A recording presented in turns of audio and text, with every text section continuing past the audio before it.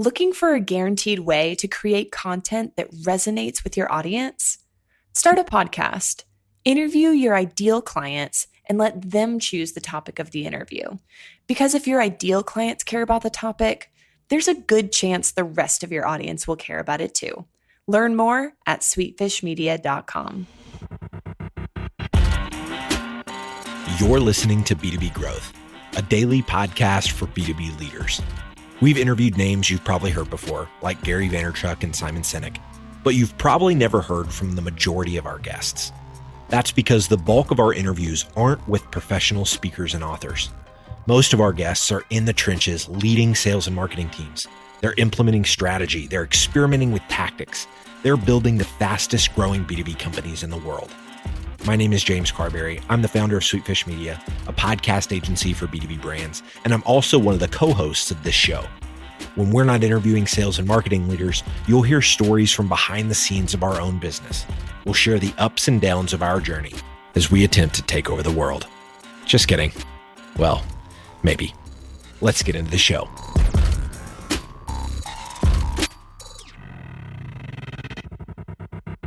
Welcome back to the B2B Growth Show. I'm your host for today's episode, Logan Lyles, Director of Partnerships here at Sweetfish Media.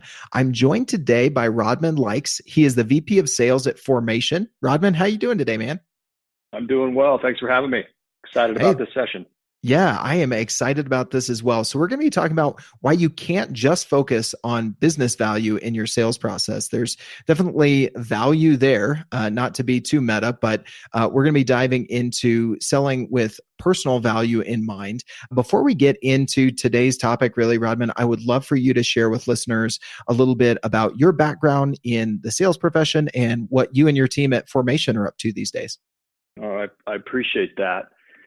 So I've been in enterprise sales a majority of my career, started roughly 20 years ago, really got my feet wet at BMC Software, where I was one of the first field account executives carrying a full bag of enterprise software in the Rocky Mountain region, and continued to expand my career working for large organizations like Computer Associates, Oracle, Landesk, Adobe, and have done a few startups, including the one I'm currently with, which you mentioned, which is Formation. Mm-hmm. And Formation has a phenomenal story. We're roughly 2.5 years old. We were incubated through a joint venture between Boston Consulting Group and Starbucks to really help Starbucks become the most personalized brand in the world. So out of the roughly 20 million My Starbucks Rewards members throughout the United States, most interact with the Starbucks mobile app. And there's a weekly multi-step offer that's released through that app and through email, and leveraging Formation's machine learning and AI platform, we personalize each of those offers to all of those millions of My Starbucks Rewards members on a weekly basis. And it's a pretty phenomenal story. Wow. I knew I was getting the chance to interview someone else here in my neck of the woods here in Colorado, which is always fun to connect with other folks in the startup and the tech scene here in the Rocky Mountain region. But I didn't know we were talking to someone behind the scenes on the team that is responsible for, I'm sure, an interaction a lot of our listeners are very accustomed to. I didn't know there was another option to interact with the Starbucks reward system. I guess maybe there's some people who are still doing that on desktop, but as you put it, I'm sure most of us can relate to that interaction within the app on a regular basis, if not multiple times per day, depending on our listeners, right? Yeah, that's right. Well, what's cool about it is, you've got Starbucks who's creating this hyper-personalized experience for their consumers. And as the experience-driven economy becomes more and more prevalent, becomes more and more important in terms of driving that true customer lifetime value, customers are realizing that in order to really engage on a one-to-one level with their customers, they have to do something unique and different. And Formation's mission is really to enable world-leading organizations to build and deepen those customer relationships and treat them as individuals. So excited to be a part of something that is just at the forefront of really driving a lot of value.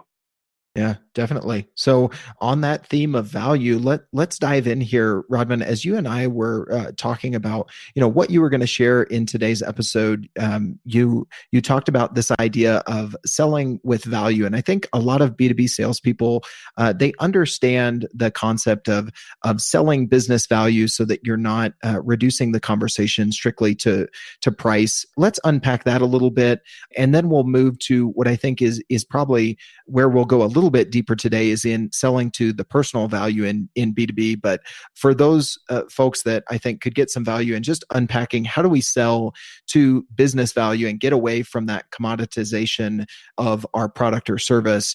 Where do we start there? Because I think you got to have that down before you get to the next level as a B2B sales professional.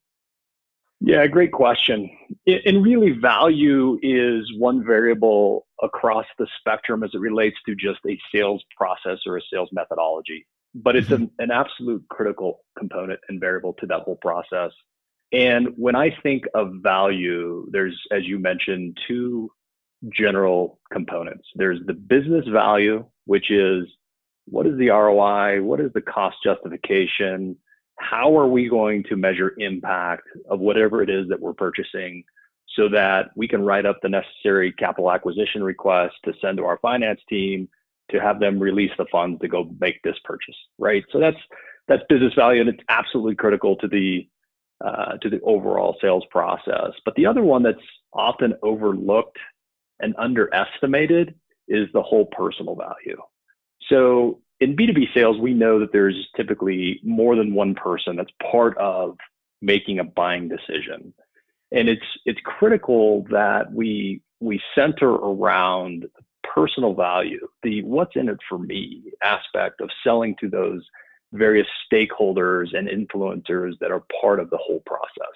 Yeah, exactly. So I've heard different numbers lately. Is it 6.8 buyers?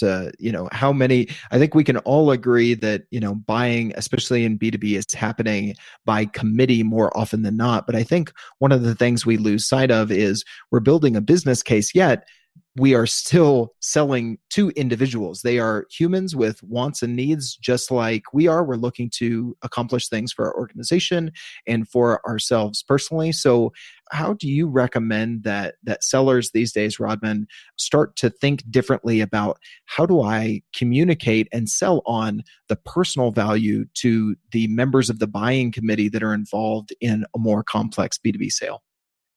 Yeah, great question. I mean, personal value, really, these are powerful motivators that really drive change and create the desire for a particular outcome inside of an organization. So you can center around the whole cost justification, the ROI elements, which at the end of the day is going to satisfy certain check boxes along that list that they have to go, be compliant against internally. Right. But at the end of the day, when you can start to unlock what's driving this change from a personal value perspective, you're going to start to get, massive alignment and sponsorship from these folks that are helping you drive the process internally.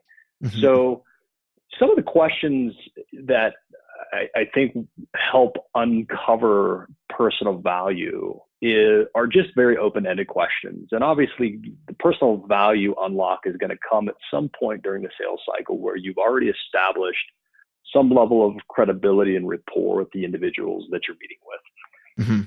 Oftentimes, it might be uncomfortable to ask these kinds of questions, right up front. Right. As you get deeper into the sales cycle and start to create that credibility with the people that you're selling to and selling with, questions such as, how will this affect you? And that's a very powerful unlock question right there. And some of the answers could be monetary. They could be status. They could be job security. It could be a promotion opportunity. And just pausing and having that open dialogue with your customer or customers is going to create that dialogue that really changes the playing field and will differentiate you and your sales process relative to other people that you might be competing against that just aren't centered around that personal value element. Mm-hmm. Yeah, I think, there are a lot of salespeople who are doing it right. They're doing education on their accounts. They are looking at trends in the industry that are affecting the business that they're selling to. And the reason they're doing that and seeing success is they're not just looking at, here's my product, here's a company that can buy it. They're looking at what are the factors influencing that company as a prospective client of mine now. What are some of the trends that are going to affect them in the future? And basically what I hear you saying, Rodman, is we need to take that same mentality down to the personal level, trying to ask some open-ended questions that are going to tell us more about what are some of the things that are influencing those buyers on an individual level in their career now, in how these decisions are going to affect them, because some of those things could very well, play into their decision. Are they up for a promotion? Are they getting ready to retire? I've been in sales cycles where, I failed to ask some of these questions, and all of a sudden I didn't realize, the buyer moved to a different company, or they were getting ready to retire or something. And obviously that can kill a deal just as much as other company influences, right? You're absolutely right. And you brought it up earlier. It's when we're not having the value conversation. And again, the value conversation is twofold. It's the business value that we talked about. It's the personal value. But if we're not centered around that value conversation, the only thing that is left is price. And all of a sudden, that cost equation or that cost balance gets skewed, and no longer is the discussion around Mr. and Mrs. Customer. The personal value that we talked about was, potential promotion if you could show that, what you're purchasing is going to drive, incremental wins for your organization in these different regards.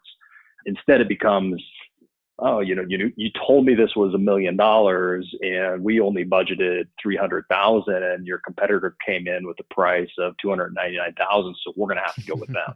Right. But at the end of the day, your $1 million price might be driving, 3x the return for the company. And that 3x return equates to a personal value to the person that you're selling to. That would be not only a monetary bonus, but potentially a job promotion in the next 6 months. But because you didn't ask some of the open-ended questions around value to unlock the potential there, boom, the question goes back to, it's all about price and cost. Right. We can't name names, but today's growth story is about a $1 billion tech security firm. Even though this is an incredibly successful company, they've struggled with cross-selling among their top global clients through an underperforming inside sales team. So how did they solve for this? They implemented a multi-tactic program that included display, email, direct mail, global inside sales, and an enablement team. This program guaranteed pipeline conversions and resulted in a 257% increase in MQL to SQL conversion and an almost 200% increase in closed business. So how did this security firm get these kind of jaw-dropping results? The answer is simple. MRP Politics. MRP Politics is an insights-powered account-based marketing platform with streaming predictive analytics baked into its core. Integrating multi-channel ABM execution on these insights, MRP Politics triggers display, email, direct mail, and global inside sales in real time, helping the largest marketing departments in the world deliver the right message to their customers at just the right time. So can MRP Politics get similar results for you? Probably. Find out by visiting mrpfd.com or click the link in the episode description of this interview. All right, let's get back to the show. Yeah, I recently read a phenomenal book on sales that is not necessarily about sales, called Never Split the Difference by Chris Voss, former FBI hostage negotiator. And one of the things he touches on, I figured bringing that up as a sales leader, you'd have read that as well. And you could probably speak to this too. And what you got out of this portion of the book is, the reason his consulting company is now the Black Swan Group is because this idea of black swans are the unknown unknowns. And by asking these open-ended questions that let you know the things that you don't know about the buyer, you are able to uncover motivation and therefore able to find leverage. Might sound like a bad term in this instance, but be able to find areas where you can speak to where they perceive value. Because if you didn't know about those unknowns, then you're not able to have the value conversation where it actually matters. You could be talking about things that you think are valuable, but at the end of the day, that doesn't matter. It's perceived value on the other end, right? That's exactly right. And that open-ended question that I posed earlier could be asked in many different ways, but let's just restate it. How will this affect you? If you're in a professional setting and you're having this conversation with your buyer, the person that you're selling to and with inside the organization, and you state that question in a very professional manner, how does this impact you? How will this affect you? It tears down any potential barrier. And at the end of the day, allows them to really open up as it relates to things that they've been thinking about that will help them in their career. Right. And we've seen, going back to that book that you just referenced, I read one 20-something years ago called Sales Magic, and it's stuck with me ever since.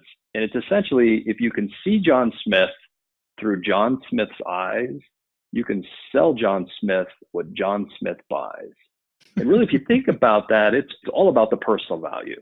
Right. It's less about the business value. The business value is an important element, no doubt about it, because that's going to placate the multitude of checklists on, any kind of capital acquisition form or requests that have to go through, a litany of steps and processes on the back end to get this funded and budget released, et cetera. But, at the end of the day, that personal motivator is so important to unlocking the sales process and accelerating it to a point where, you've got alignment with your buyer and your sponsors. Yeah. So we've touched on a couple of things. You mentioned, not asking this question too early before you have kind of the emotional bank account to a point where you have some rapport built with the buyer or buyers to ask this sort of personal question. You also mentioned, some examples of the way that we could ask an open-ended unlocking question to get them talking about their perspective and the value that they could possibly perceive in a given situation. Any other advice, Rodman, you would give to salespeople in maybe they've gotten to that point, they've started to ask that question, they're getting some responses in ways that they can tactically then apply that? Does it become just part of the conversation that you're making notes of those things and finding ways to, hey, as I'm doing my next presentation or I'm mentioning things that are in my proposal, I'm having the conversation with the buyer at the same time about, and this is where that ties to, XYZ goal you expressed earlier in the sales process. Is it really, as simple as that once you've uncovered it when it comes to then selling to those expressed personal values?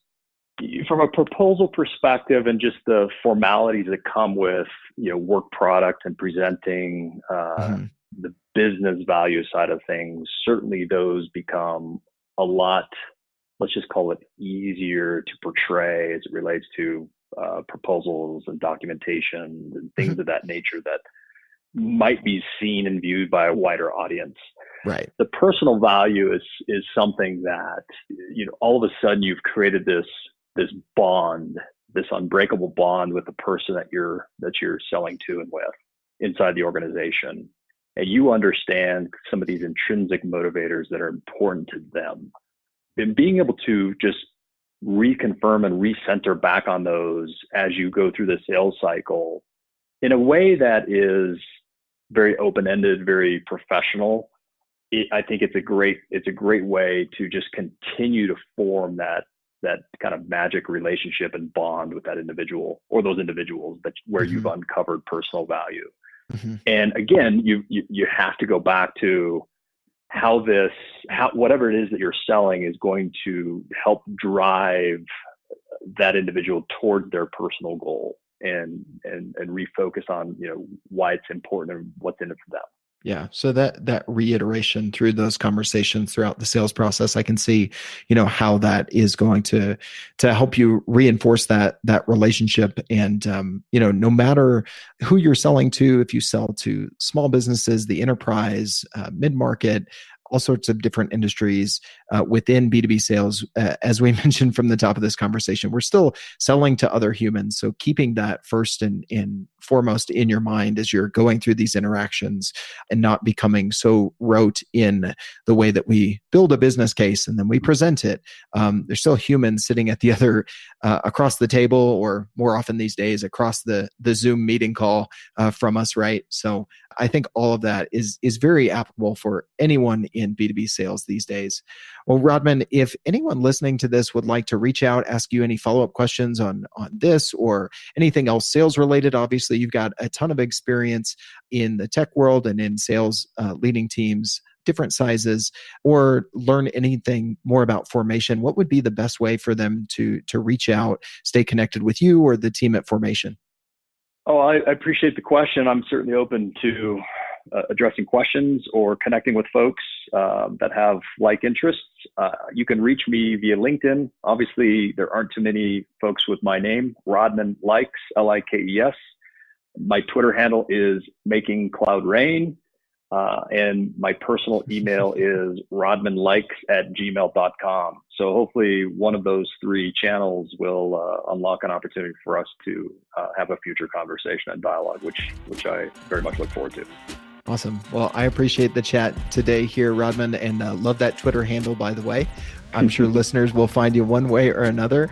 Thank you again for making time to be on the show today. Really appreciate it. My pleasure. Thanks for having me, Logan. Digital marketing agencies have a tough job. You have to stay on top of the latest marketing strategies for your clients and your agency. What if there was a way you could address both at the same time? Imagine your agency putting out content with greater quality and quantity.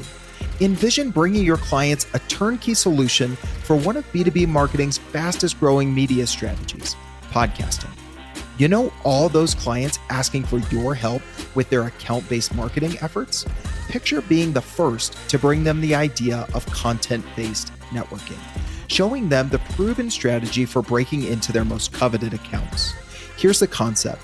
Sweetfish Media is looking to work with a limited number of innovative agencies interested in a new partnership model.